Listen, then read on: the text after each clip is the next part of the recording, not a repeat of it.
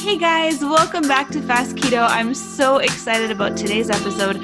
I wanted to do a special episode for you guys that was kicking off 2021, how to start keto or how to restart keto. And I couldn't think of a better guest than the keto queen herself, Maria Emmerich. I was so happy to invite her back on, and we did a great episode right before the holidays on the protein sparing modified fast. If you haven't listened to that episode, you got to check it out. I had both Maria and Craig on talking about how to really effectively lose weight. And we talk a lot about that on today's episode, and also just a lot of the mistakes to avoid, what kind of mistakes that she sees people making when they start keto. And, she has been doing this for over 20 years, and she has so much experience working with thousands of people and knowing what works. And, if you just see how fit and active and outdoorsy she is and what a zest for life she has, that what she's doing really is working. So I love getting her advice and her take on things. And she was really generous with her time today, just answering all my questions and all the questions that we got from you guys too. So I really hope you enjoy this episode today with Maria Emmerich. All right. Well, Maria, welcome back. Happy New Year. I'm so happy to have you back here with us on Fast Keto today. Happy New Year, my friend. It is always a pleasure to be on. It's just fun because we chat like we're good old friends, because we are. Yeah, it's so nice to see you and get to hang out, and the podcast just makes me happy because I get to just have fun conversations like this. And last night I was playing cards with my family, and I was like, I think I want to do like a January kicking off 2021 episode. And I was like, Maria would be the perfect person to have on. I mean, you really are a keto queen, and people have endless questions for you, as I'm sure you see when you post things. But I thought we could just talk about some of your advice. We'll start off with that. For people who are either starting keto for the first time or maybe restarting keto, this month because it's a fresh start, it's January, what kind of advice do you have for people when they're starting out or restarting? Well, yeah, for me, it's not a problem anymore. But when I first started, I couldn't have the junk in my house. First of all, nobody needs it. Nobody does. Your kids don't, your husband doesn't, your spouse, whoever, boyfriend, girlfriend, whatever, they don't need that stuff either, right? So for me, if it would have been in the house for my children, I would have found a weak moment and gone towards that. But since it wasn't offered, I just prepared other things that I loved. I don't love chicken, so I didn't make extra chicken and snack on that, because guess what? I wouldn't have went to that. Make stuff that you like. So you mentioned before this interview, you mentioned deviled eggs and pate, you love those. So you always have those ready in the fridge. And we love deviled eggs. I love meatballs. I love my breakfast chili, things that I love. I always had available, because this was a rat hole I went down. I don't know if you know about this product called Carb Smart ice cream. I'm sure it's similar. It's probably there's so many keto ice creams out now. Yeah. Right. But it was it's Breyers. So it's a pretty famous brand in the States here. And this was well before kids. So it must've been 15, 20 years ago.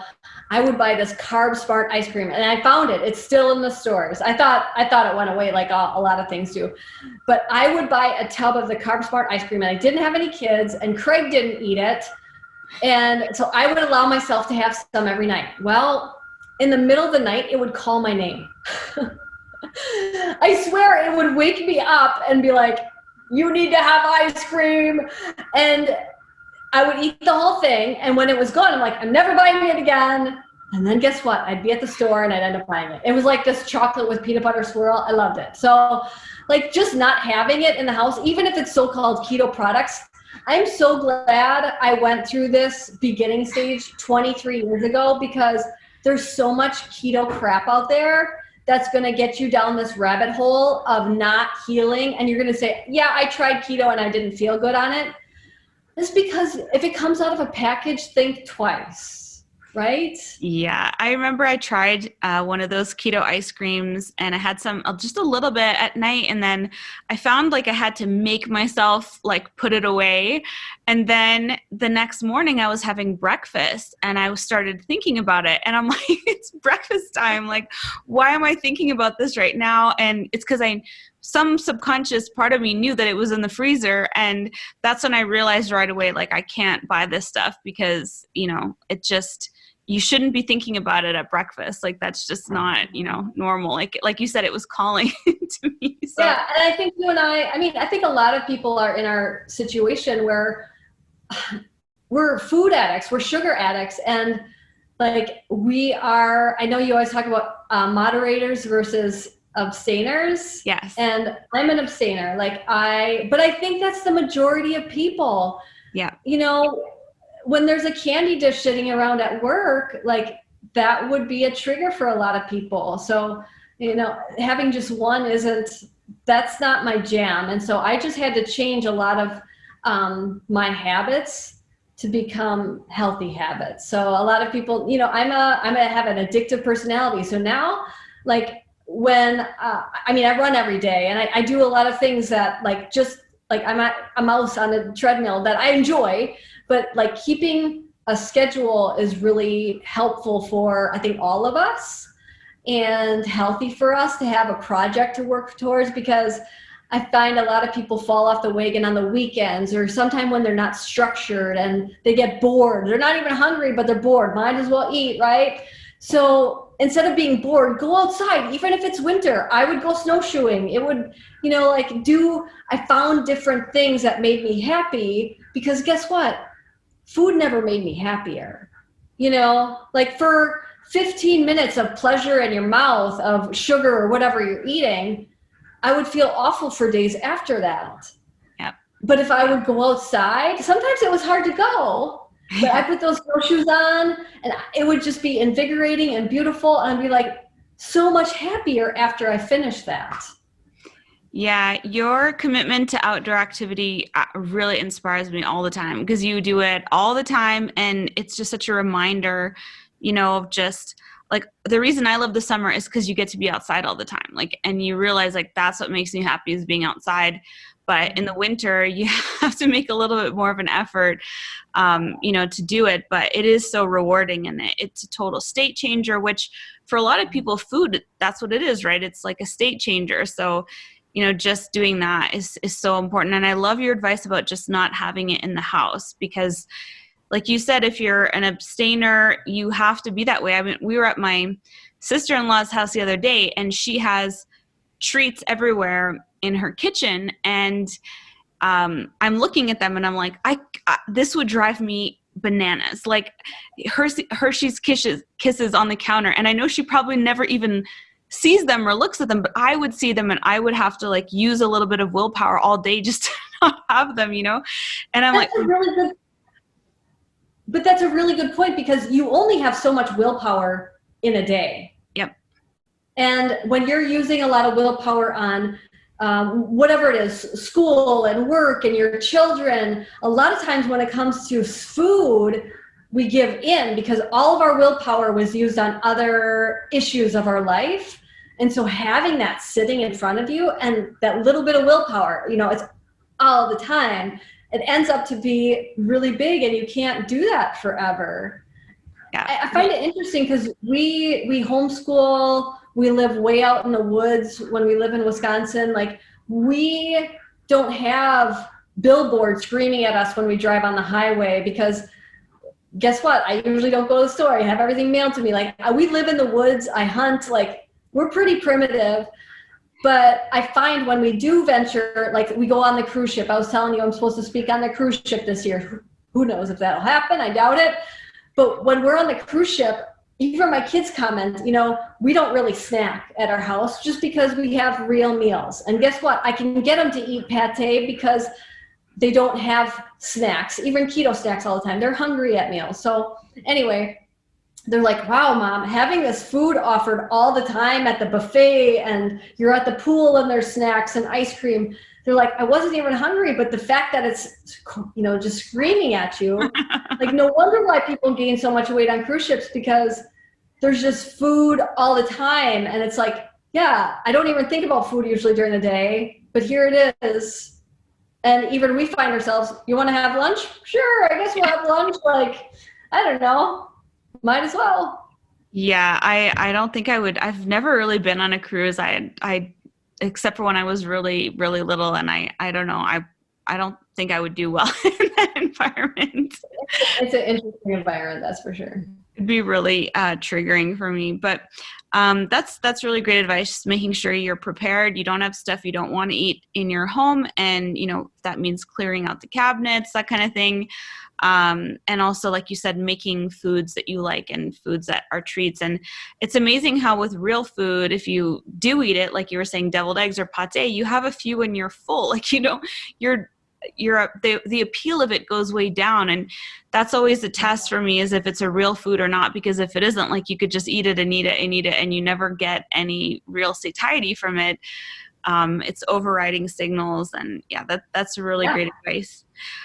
So for people who are starting out and say, like, maybe they're familiar with your work and they've seen you have this new book on the protein sparing modified fast, which we did a whole episode on, and I'll link that in the show notes, one of my favorite episodes, and we had so much wonderful feedback about it. So people are looking at that. They know that you advocate for that and keto. What would be sort of a way to start off for someone who's new to this or has been doing keto for a while, like how to combine that? And I know we talked about it a little bit, but for anyone who didn't hear that episode. Well, I think first and foremost is always important. And when I work with people one-on-one, the first thing I talk to them about is, what are your goals? Because we assume people jump on the keto diet because they want to lose weight, but that's not always the case. Right. Maybe they're dealing with depression. I just wrote a huge blog post about depression and food and how that can affect your moods. Maybe it's like chronic Lyme disease, maybe it's MS, and maybe it's epilepsy or seizures, or it's for your children. Like, those guidelines are going to be different, but I'm guessing 99% of the people I work with, you work with, they want to lose some weight, right? So in that case, where to start? I guess it depends on what type of personality you are. Most people, I find, they want to rip the Band-Aid off and do it right away. For me, it was always baby steps. I was the opposite. So for me, I'm still all about making a new goal. And sometimes you'll see a new goal every week. And I want to accomplish that. I pick one thing to accomplish and then I move on to the next. So if you're like that, maybe it's like gluten. You're going to get out gluten. You know what? Let's start with vegetable oils. Get out the vegetable oils, right? Because vegetable oils are probably more harmful than sugar is, because it changes the structure of your cells. And when I say vegetable oils, everybody's like, olive oil, avocado oil? I thought those were healthy. Those are fruits, right? They're fruits. But vegetable oil, like soybean oil and corn oil and cottonseed oil, and like all of these things that are changing the structure of your cells. So they're not going to talk properly. They're not going to handle sugar like they once were able to, or carbohydrates. There's a big thing. I get a question, maybe not so often anymore, but how come the Asians can eat a bunch of white rice and they're not heavy? I'll say, first of all, that they're one of the growing populations that do have insulin resistance. It's not how many fat cells you have, it's how stuffed they are. But I also think that they're not using vegetable oils like we do in the US.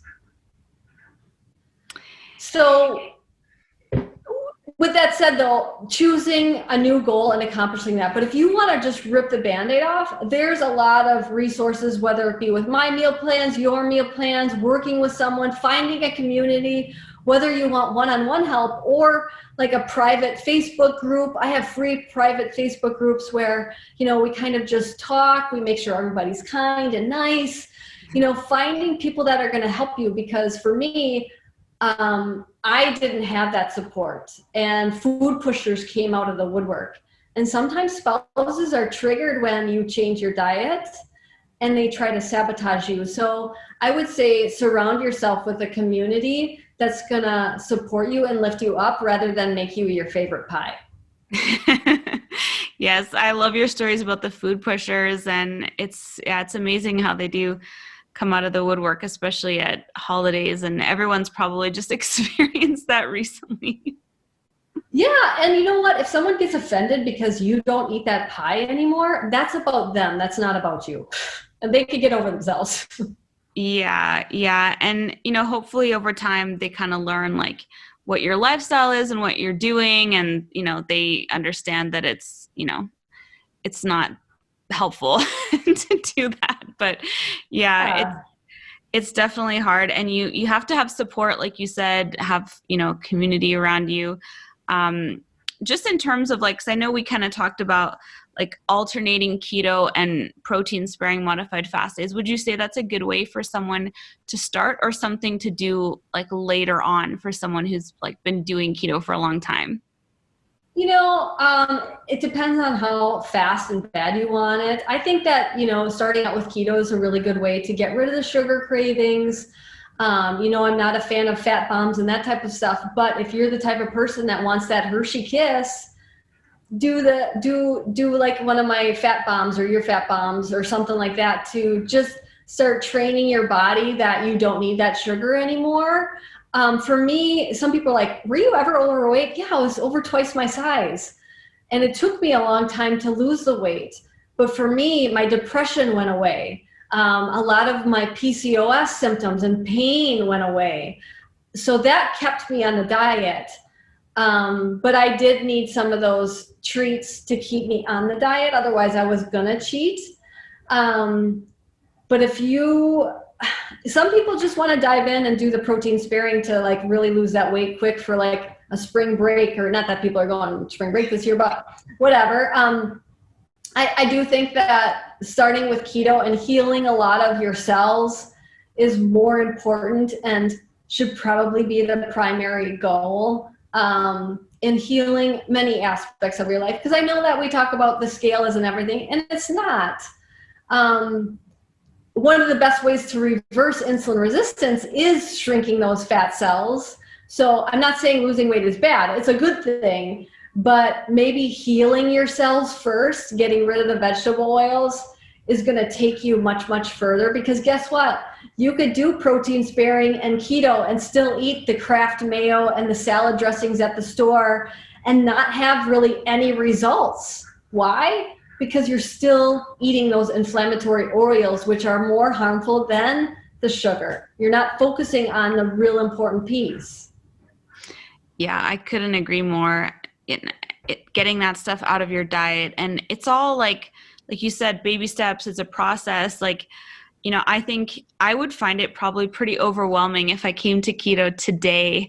I'd be like, where do I start? Is it the sugar? Is it the oils? Is it, the macros ratios, like the protein spare? Like, there's just so much information. So, just taking it slowly and, starting just like by healing and getting the foods out. I asked my husband, what question would you have for Maria if you were starting? And he said, how do you quit foods that you are addicted to and sort of like replace those? Yeah. Exactly like you would if you were an alcoholic. You don't have them. You don't have them on Fridays. You don't have them as your cheat. And that is my type of personality. I drank too much. I smoked too much. Like I can't have that. And for me, I don't see cake as food anymore, but in the past it would have been really hard to say no. So like if that was around, I would just excuse myself from the situation. And that's what I think alcoholics have to do. But I feel that this is harder because you need to eat to live. You don't need alcohol. You can avoid those situations. You can avoid drugs. But you need food to live. And, like he said, some of your favorite things, like I loved gummy bears as a kid. So guess what? I make gummy bears now. It's very simple. You don't need anything special. I made them with, now I have some different products, but like no matter where you are, you can get tea. I use like hibiscus tea to make them bright pink for my kids. That's what I have here. Awesome. See, you make them beautiful pink color, and you add some gelatin, which is great for so many things of your body. You could add a little bit of stevia, like we have strawberry stevia and different flavors. They're very pure and delicious, and like I find to replace those things. But I'll also say the majority of people that I know we both work with are sleep deprived. And when you're chronically sleep deprived, I don't know if I could say no to sugar, because after, and they did a lot of these tests, after only like 3 nights, your cells start to look like a type 2 diabetic. And when that happens, your loathing for carbohydrates and sugar is so intense that it's hard for anybody to say no. So, you know, focusing on the whole puzzle and getting good sleep and, you know, nourishing your body, maybe saying no to some people that you have to say no to make sure that you have time to cook good meals. That's okay, because guess what? You're going to put your mask on first and then be a better mother, a better spouse, a better friend, because you're taking care of yourself, you know? Yeah, I absolutely agree. My next question was, what are some of your favorite recipes that you like to make for yourself as a treat? So the keto, I guess the gummy bears would be one of them. Yeah, you know, my treats, what's interesting is, you know, you look at your diet too. 5 years from now, it was so different. 10 years from ago, it was so different. You know, when I first started, I always had ice cream because I love ice cream, and having homemade ice cream was different than having, I mean, that Carb Smart ice cream had a whole bunch of ingredients, including sugar in it. Like, come on, you know, but it was the marketing that got into my head. Yeah. Homemade ice cream, you barely need any sweetener in it, because heavy cream in general, once you get rid of the sugar, tastes so sweet and decadent. So I would always have homemade ice cream in the freezer. I actually do have some now. It's still eggnog. It's eggnog ice cream because we never finished it. I'm like, kids, you want some ice cream? They're like, nah, you know? And that's the thing. I always have it available so they don't feel like they're being deprived. Right. You know, yeah, that's a great point. I'm doing a very special video with a very famous actress that everybody knows, but I can't talk about it. And I was practicing some recipes, and one was my Hostess, like Little Debbie cupcakes with a swirl on the top. And so I made them, and guess what? I ended up giving them to the homeless people out here because we didn't want to eat them, because we just don't, our palates have changed, and it made us feel good to give food to needy. But we crave more savory things. I mean, I'm not saying I never crave a sweet thing ever, but I know I'm getting off on a tangent. I always have sauces. So maybe instead of treats, I'm a saucy girl. Like, steak is great, but I want my steak sauce that has truffle in it. I know you like truffle salt. It has a little bit of truffle in it. You don't have to add that, but I have my steak sauce in the fridge. I have my ambrosia sauce for fish in there.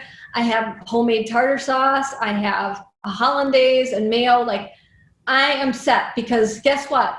When we want to eat, we want to eat. So we're eating a lot of fish here. I used to hate fish. Like, I was the pickiest eater. I made my best friend moms cry because I would never eat food. But now, like, all I have to do is fry some hamburgers, meat cookies, and then, you know, put some sauce on it. My boys love tacos. So something I always have, and I can show you now, I have a big bowl of taco meat that I made, and I make it in batches. And so then all I have to do is heat it up. And they like to wrap it in lettuce leaves, like Boston leaf lettuce, and put some salsa. They don't like guacamole. None of us do. If you could do dairy, a little bit of sour cream. They love like wrapping those in like little lettuce wraps. They love that. It's really good. Like, I batch cook. When I make something, I want to be out with the whales, you know? Like, I prefer to paddleboard with the whales. So when I do cook, I make a big batch. My boys love my Italian chili, which tastes like pizza in a bowl.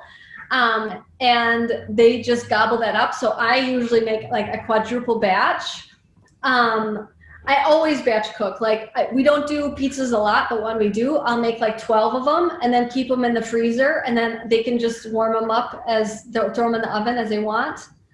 So yeah, just like our favorite foods, I just make a lot of. We love hamburger, we love chili, and I mean, I was picky, and I want people to be like, oh, well, I can't give up my ice cream. I can't give up this and that. Don't never say never, because I thought that I could never give that stuff up, but with time, you're gonna notice how much better you feel when you eat. Like when we were in Majorca and I made the flourless chocolate torte, that was something that I would have every single day in my past life. But you and I didn't have any of it. And the reason is we felt so much better eating the duck confit and the oxtail.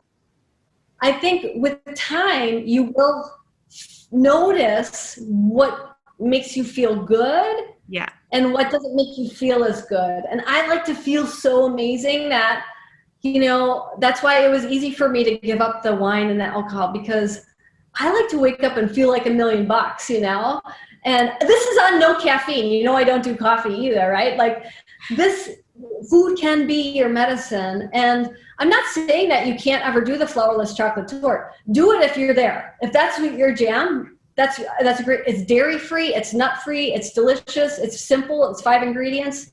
I found all the ingredients in Spain. But and that was something that I always had, that and ice cream.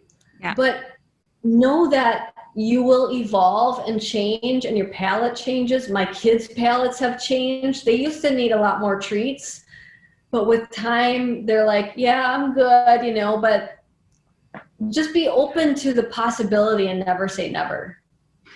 Yeah, I think it's so hard sometimes to just put yourself in the mindset of a beginner again. And I try to do that and remember that when I was starting, having those keto things, like there's just no way I would have tried any of this without that. And, I think you're the same. And then over time, you just kind of lose interest in it. It kind of starts to fade into the background more, and like the delicious meat and duck and all that stuff just becomes more appealing, and it's kind of what you think of more. And that if you have a serving of it, that you'll be totally satisfied. And that's a huge part of it too for me. Like I want to eat something that at the end I'm done, not like I want to go eat 5 more. Right, and that's funny. Like I made my flourless chocolate torte for Craig's birthday, which is on Christmas Day, and this wasn't this year. It was when we were with my family, and my mom took a bite and she's like, "Oh, this is so rich. I couldn't have a whole piece." I was like, "Do you know what I do?" Because like the food is rich. It's very satiating. Yes. And that's what it's meant to be. Like you can have a small piece and be satiated. And I'll tell you the gosh honest truth. When I first started out, there were days that were, you have those bad days. And I would have a piece of cake and ice cream, my keto cake and ice cream, instead of a regular dinner. Because that's just where I was at. Yeah. But with time, just be open to evolving. So if you need that in the beginning, there are so many options. I would say that dairy is one of those things that causes people to overeat a lot. So cutting dairy and cutting nuts and nut flours are really important in that healing process and healing the gut. I didn't lose weight when I had dairy and nuts, and that's why I wrote 5 books that are dairy and nut free, because it was a huge part of my weight loss journey. A lot of times we do the fat bombs that are all dairy and nuts, and then we skimp on the protein, and the scale might go down. I don't know if you saw what I posted yesterday on Instagram. I just saw it. It's one of my questions for you. Okay, then we can wait on that. But we don't focus on protein, and I wasn't focused on protein when I first started, because I was just focused on keeping the vegetable oils out, keeping the sugar out, and keeping the carbs out. And if that's where you start, I'm so proud of you. Yeah, it's so true. And at the beginning, you may need those things, but I love what you said about dairy and nuts, because that's the main issue with them. It's not necessarily other things. It's that it's just really hard to not overeat them. And, you just want to set yourself up for success and make this process easy. And I just think if you have those foods, like, you're just going to make it harder for yourself to get where you want to go. And it's going to take longer. Sorry, I would say that dairy is a more common allergen than gluten is, but nobody wants to admit that. We have an allergy in my family, and so I'm just very aware of dairy issues. I mean, if you have an autoimmune disorder, if you have Hashimoto's, Graves, MS, Parkinson's, osteoarthritis, like, you probably shouldn't have dairy or gluten. But I think that we're in this space where, oh my gosh, I already gave up all the bread and the rice and the pasta. I don't want to give up dairy too. So that's where I was at too. I started with a lot of dairy. I live in Wisconsin, my friends. Like, it's, you can buy cheese curds at the gas station.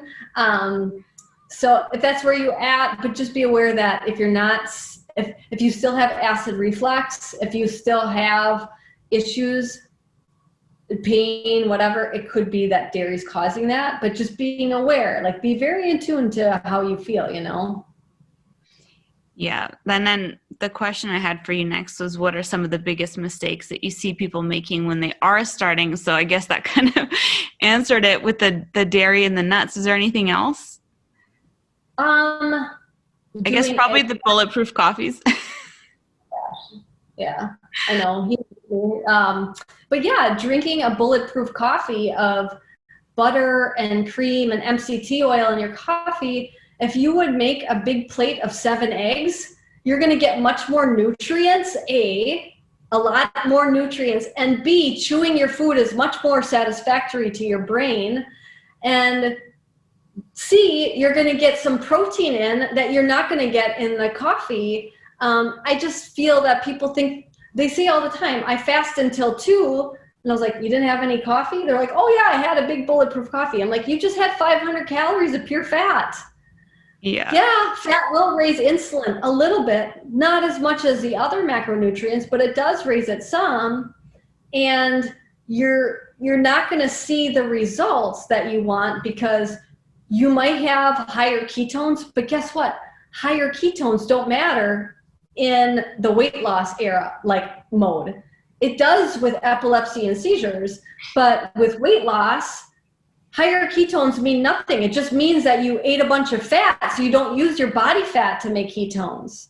Right. Mine are really low because I work out in a fasted state. I'm using my ketones for my energy. So when I test, I'm low. Do I cry about it? No, I don't. I'm not worried about it. Yeah, it's so true. Try to eat 7 or 8 eggs and then eat more after that. I mean, there's no way, like, you're so full after eating that many eggs. But like you said, after a bulletproof coffee, you get down that and you're like, what's for lunch?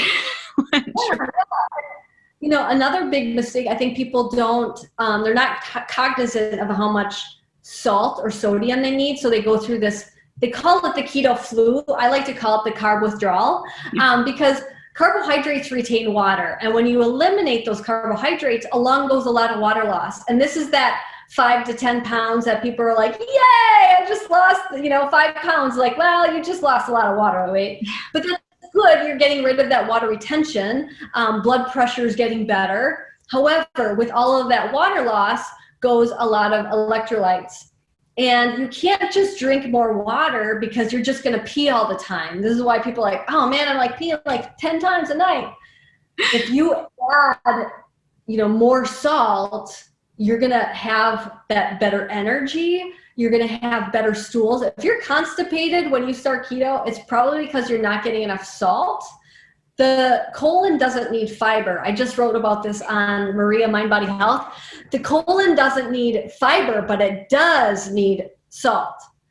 The colon's like a sponge. And when you're chronically dehydrated, you're going to be constipated.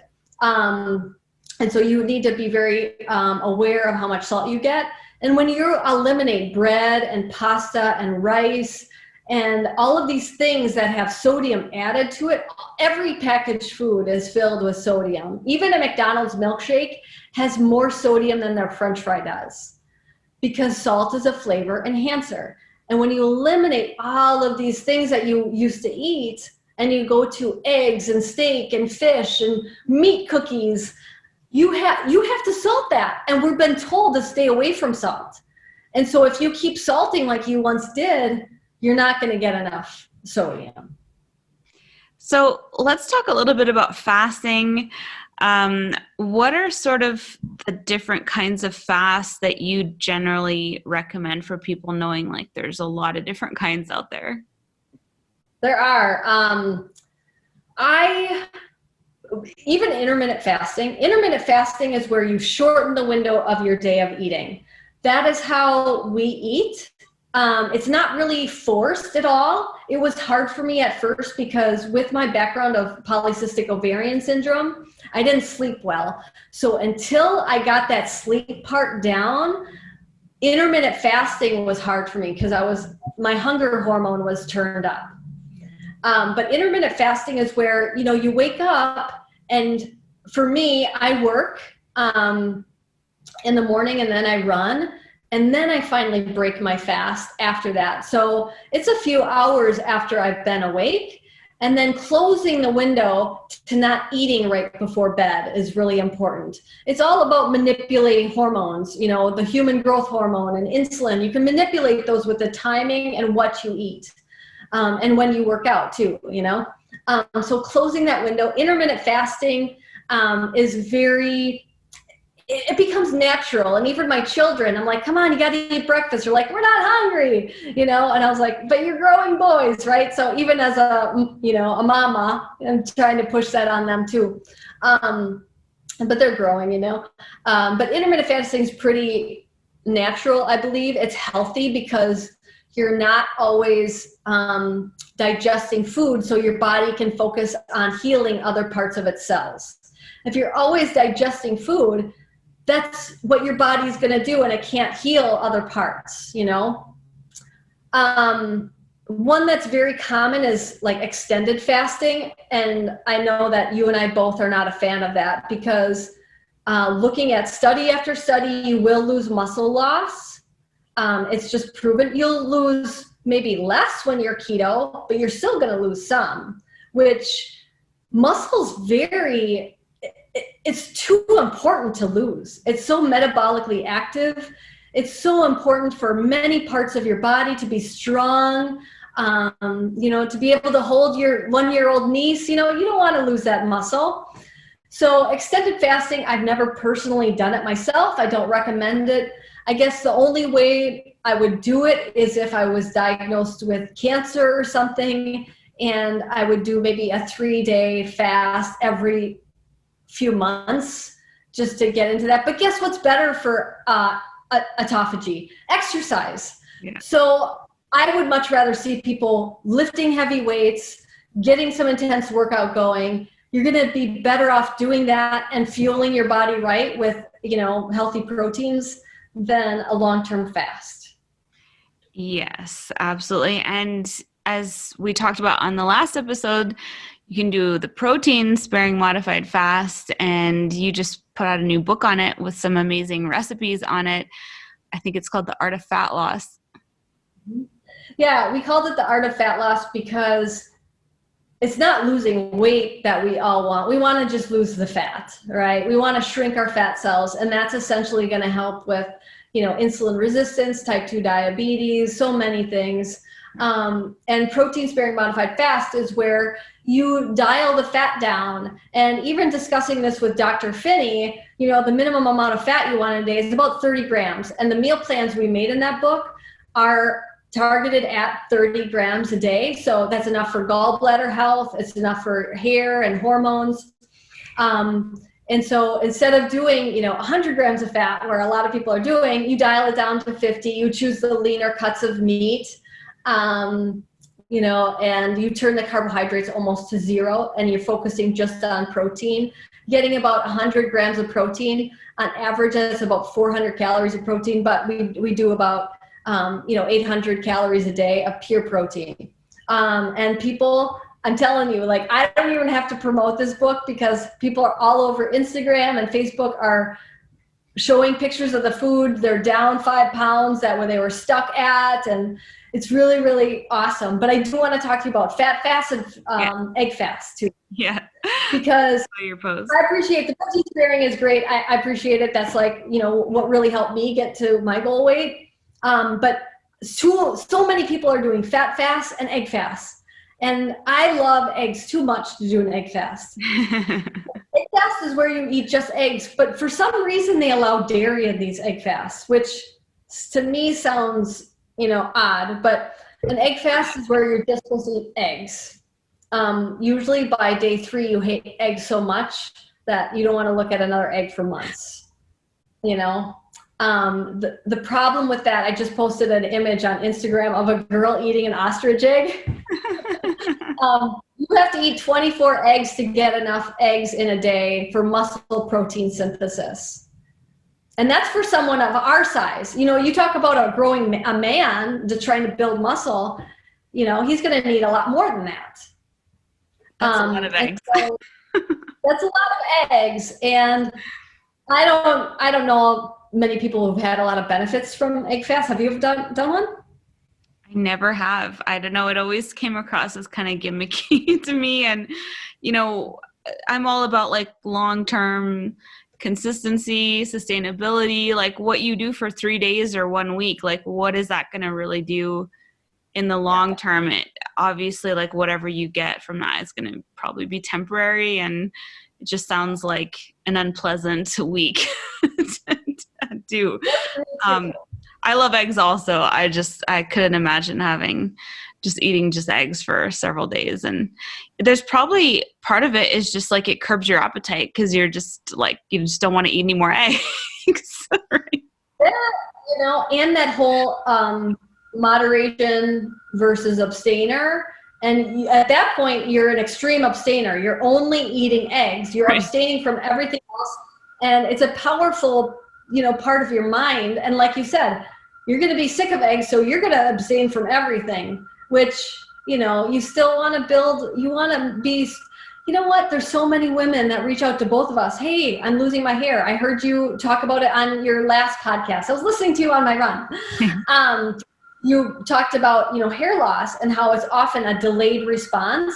Mm-hmm. And it's usually a delayed response after you're not getting enough amino acids. And where do amino acids come from? They come from protein. So doing fat fasts and fat bombs, and as females, we already don't eat enough meat. I mean, I love my mother, but like she'll, eat like a tiny piece of her fish, and she'll eat the whole baked potato and all of that. And I'm like, dude, down that fish, Mom. That's so good for you, because guess what? You need more protein as you age. She's 70. Yeah. Like, come on. Yeah, and it's getting worse because there's just so much messaging about like the healthiest thing is to avoid the meat. And I've seen my parents eat less and less meat and think that it's like a good thing. They're like, look, I just only ate like the rice and the, vegetables. I didn't eat the, the meat. And they think that that's a good thing to be reducing that. And I'm like, even no. Your daughter? Sorry? Even you as their daughter? Yeah, I mean, I think, they fall prey to some of the messaging out there, and, I correct it and help them understand it and the reasons behind it. But so many people just don't understand nutrition. So they fall prey to this, like I did when I was in a 17 and I became vegetarian and vegan. Like you just think, well, this is what healthy is, and well, speaking of that, a company in Europe is working with me. They're going to use my recipes to make meal delivery for people. And awesome. It's not going to be complex. They're going to use my actual recipes. They're not going to add, inulin or flax or any of that junk that I hate. They're going to make the recipes, and they wanted me to give them, like 30 regular keto meals, 30 vegetarian meals, and 30 vegan meals. And I was like, okay, let's talk. Why do you want the vegan meals? And they thought that it was going to be more marketable. I said, how about we do a dairy-free, nut-free line, to help with weight loss and healing, because let's look at the nutrients, and we could use this, we're going to use this part of their marketing, but the nutrients are in the meat. They are not in the vegetables. And so they were all about flipping it. They too were mind blown about where the nutrients are. They thought the vegan was going to be the healthiest option. And I was like, I'm sorry to tell you, it's not. Do I eat vegetables? Yes, but very minimal. I try to choose ones that don't have oxalates. I try to choose ones that are, that have the least amount of anti-nutrients. And I don't see that as the nutrient part of my plate, because the nutrients are in the meat and in the organ meat. I know that all our listeners are going to be wondering this. So what are your favorite vegetables that have the least anti-nutrients? I like mushrooms. Yep. I think mushrooms are kind of that gray area of carnivore, because they breathe oxygen like we do rather than what plants do. And the way they replicate, it's almost like an animal, but we consider it a plant. So I love mushrooms. I like onions and garlic for flavor. I don't use a lot of them, but I think that when I was doing carnivore, food got really boring to me. And people criticize me for my size. I have put on some weight. Thank you for all of you that were concerned. But it was like I was living to eat, or I was eating to live, not living to eat. And I think it's okay to find pleasure in food when you find that moderation point. Yeah. And it was a really eye-opening lesson for, I think, both of us. I know that you went through that too. And I love you so much for bringing, I almost want to cry, because you brought light to that. Like, you brought light to, I need to enjoy food again, because I got to a point that, it just maybe wasn't healthy. And it made me realize, you know what, Maria, it's okay to go back. If you want your flourless chocolate torte, you go ahead. And there was a day that so much crap was going down in the world. It's like, I am going to eat my chocolate cake, and I think that's okay. But so anyway, back to the vegetables. I did just have a big piece of mahi and it was on a bed of iceberg lettuce. I love the crunch. I love iceberg lettuce. Judge me, all you carnivores, but iceberg lettuce is very watery. There's not much to it. Yeah. I don't recommend spinach, but I do iceberg lettuce because I love the crunch. I love the freshness.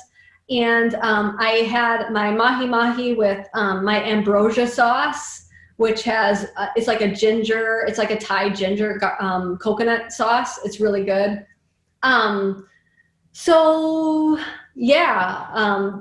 Not a lot, but seasonings, seasonings go along. And those, I think that's important, the spice of life, for sure. Yeah, that's awesome. While we've been here with my in-laws, they've been sort of making some little keto sides and things. And I just think it's so awesome. They make keto meals for me. And I just, sorry?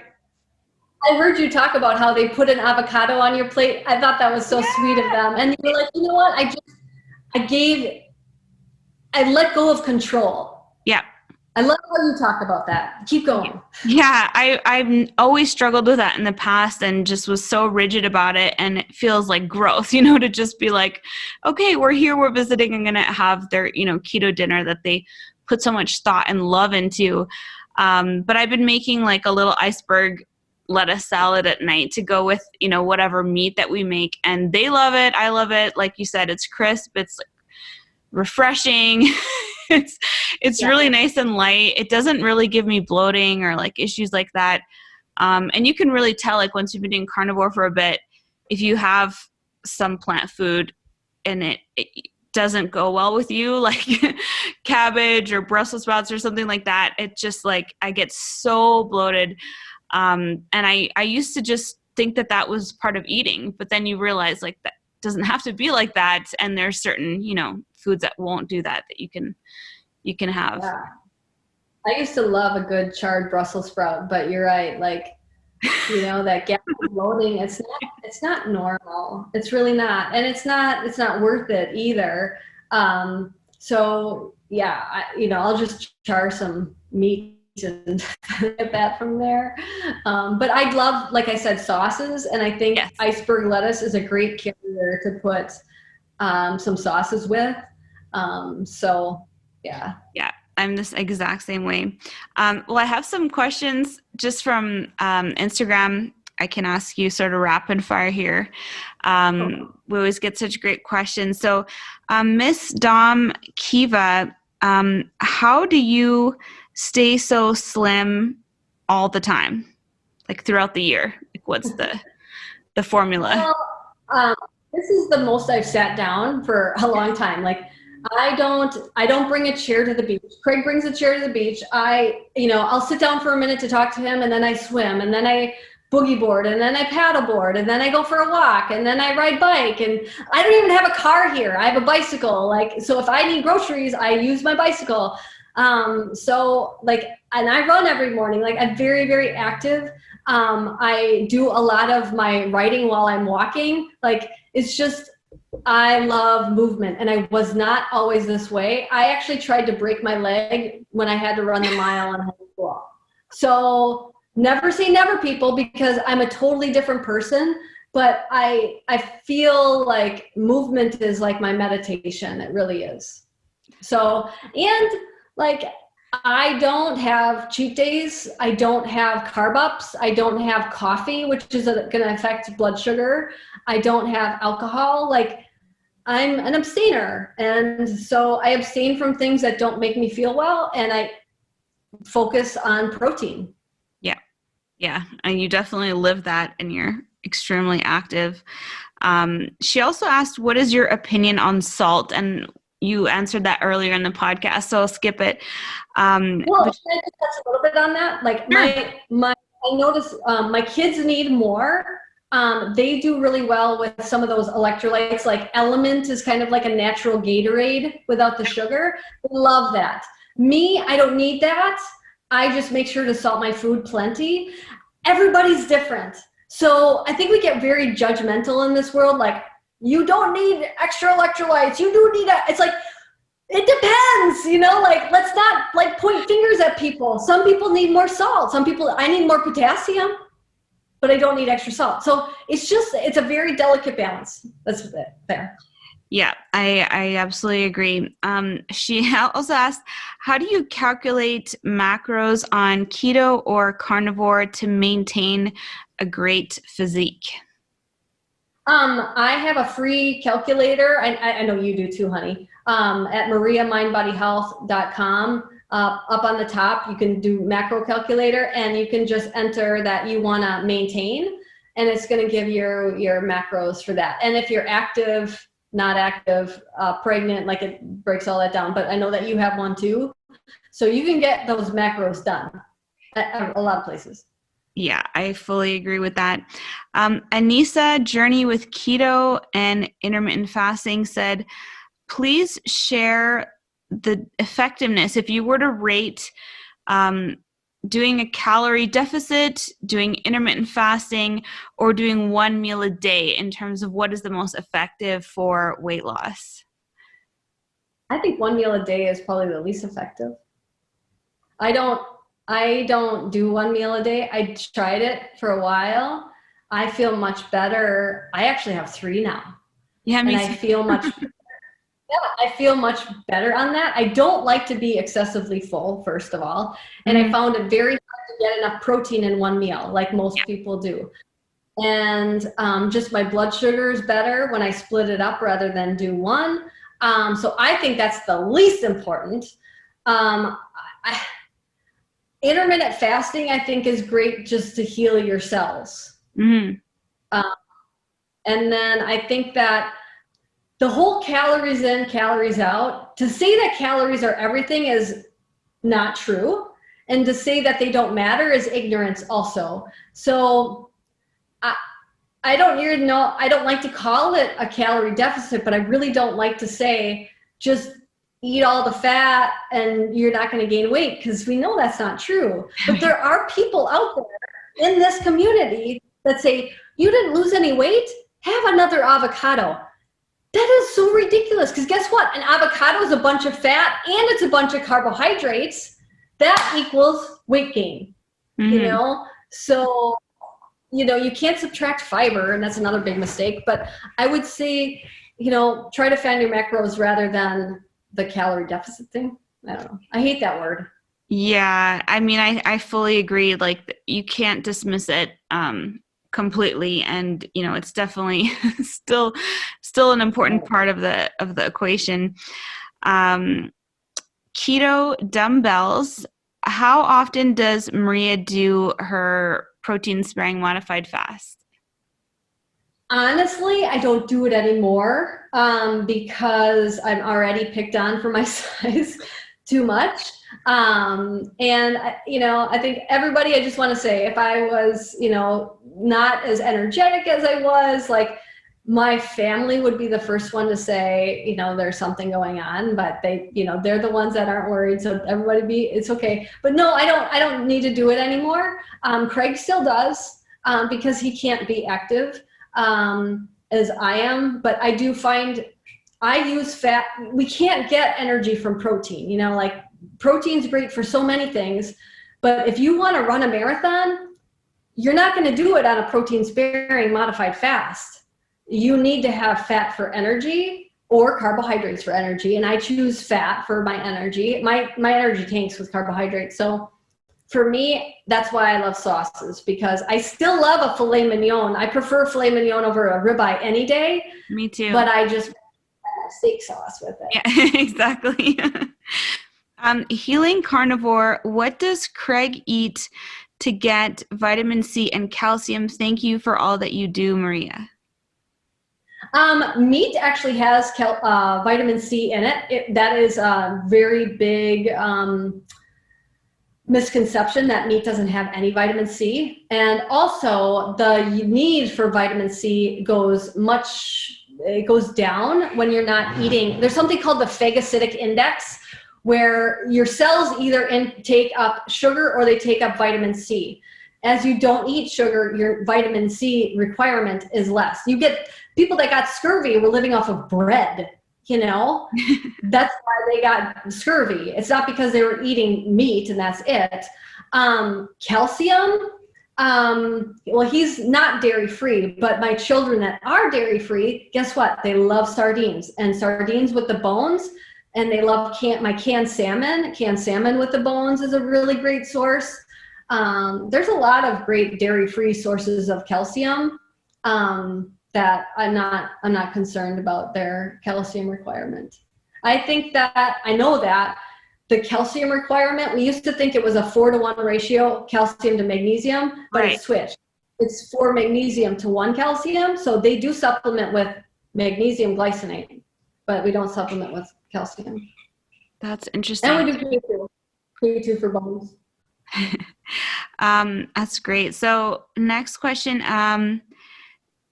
BTJ1010, do you think that adding fat increases satiety compared with added protein? What's your goals? What are your goals? That's where that comes in, because it's okay to be hungry. Like if you are very heavy, and you're not maybe sleeping well, that hunger hormone will be turned up. And it's like we are afraid to be hungry, and we're living in a society with an abundance of food. It's okay to be hungry.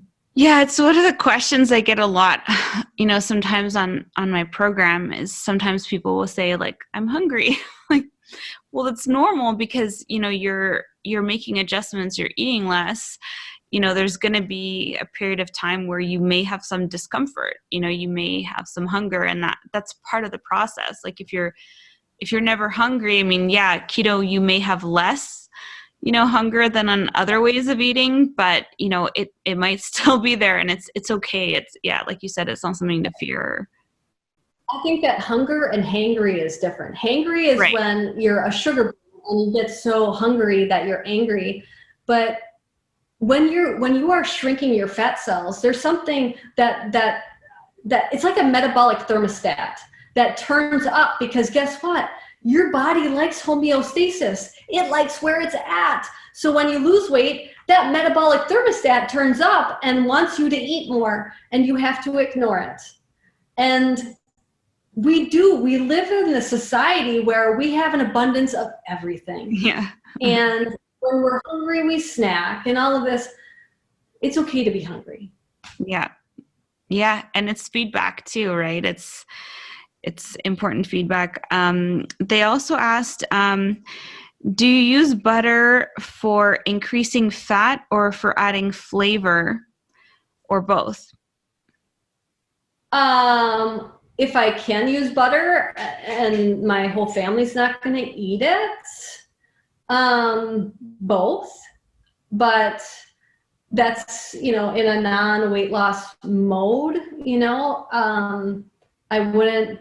There's a lot of people out there that say, just add the fat to add the fat. And, if you are like an athlete, yeah, go for it. Add it, if you can do dairy. If you can't, there's so many other fat sources that we primarily use. We use tallow and lard and bacon fat and duck fat. We use coconut oil. There's a very natural butter flavored coconut oil that my kids love, and it's organic. So that's probably what they prefer, is that butter flavored coconut oil. Can the keto diet help with anxiety and depression? And if so, do you think higher protein or higher fat is better for that?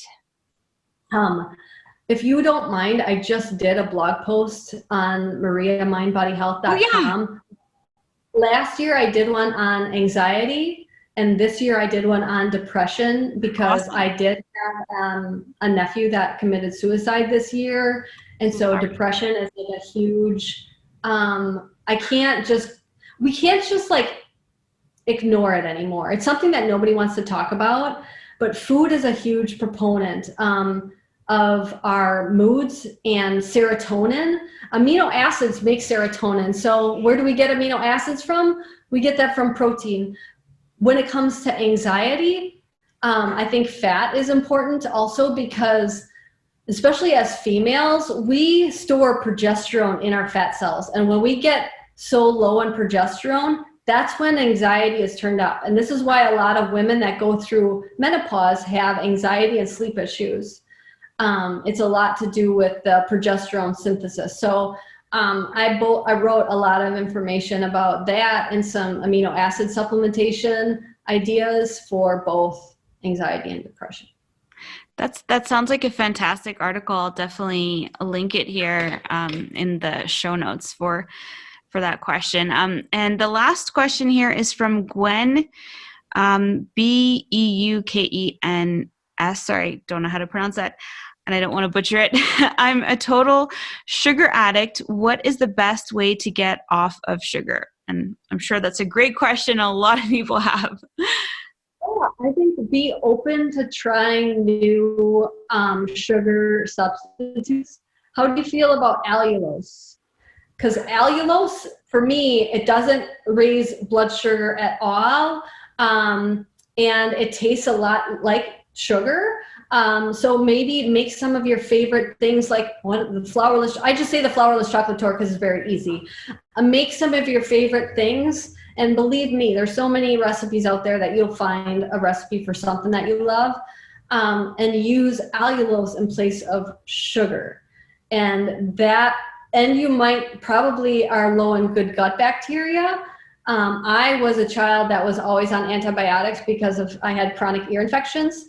So I know I had low gut bacteria, which caused me to have a lot of sugar cravings. So, and if you're not sleeping well, you'll have more. So again, the whole puzzle, coming together with being open to substitutions and maybe getting on some supplements would help. That's fantastic. Now, I know we mentioned your book a little bit earlier, but what are some of the recipes you can maybe tease that are in there for people, and where can they find your book? Well, thank you so much. My favorite recipe that I eat like every day is the protein sparing bread.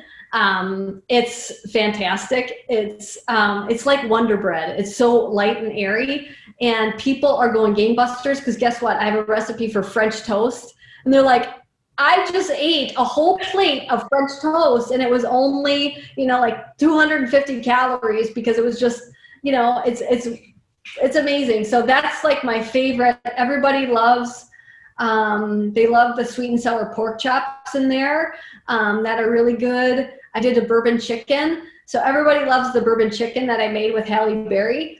And I made that into a protein sparing recipe to lean it up. And people really love that. But people are like, oh my gosh, they love the macaroons in there. So, I mean, even if you are a sweet tooth, there's options there. But you can find that at keto-adapted.com. Or you can message me on Instagram. I'll help you out there too. Awesome. Wow. Well, thank you so much, Maria, for taking so much time. You answered so many questions that I had, that our listeners had. And, I can't think of a better way to start off a new year than advice from you on how to do keto. I know it's really, really going to be helpful for so many people listening. So thank you so, so much for taking the time. Thank you. I was really tickled when you reached out. Thank you so much. Awesome. For tuning in. I gotta say that hour just flew by for me. It was such a blast having Maria on. We just think very much alike when it comes to doing keto, and we have a lot of the same, approaches. And I just really admire her because she's such a hard worker. She's so prolific. She's a wonderful mother. And I just admire and look up to her a lot. And she just always shares really effective, smart advice. Both her and Craig look to the science of things. So, they definitely take that into account with all the information that they share, and their strategies work. They're really effective. So, I have a lot of admiration for both of them. I love having Maria on. She's just always a lot of fun. And I hope you guys enjoyed the episode as much as I enjoyed getting to record it. And be sure to go check out her book. I definitely am going to get myself a copy of The Art of Fat Loss because the recipes in it sound amazing. And Maria is just so creative and so talented when it comes to recipes. And this is what she used herself, to get to her goal weight. So you definitely can put a lot of trust in that. So I hope you guys enjoyed the episode. As always, if you would like to try out keto and start or restart keto with me being your coach and guide, you can head over to ketogenicgirl.com. That's www.ketogenicgirl.com. You can check out all the meal plans and programs that I have there, and every single one of them comes with my support and coaching in our members coaching group, which is a wonderful place full of awesome people who are very kind and supportive of each other. And a lot of us in there are doing the meal plans right now. So there's always someone to start things off with, to start on a fresh Monday with, to just join along and have a lot of support and camaraderie in there. So you can check that out. And as always, guys, sending you lots of love. Thank you so much for listening. And until the next episode, I'm wishing you a fat-fueled rest of your day. Thanks for listening. Bye for now.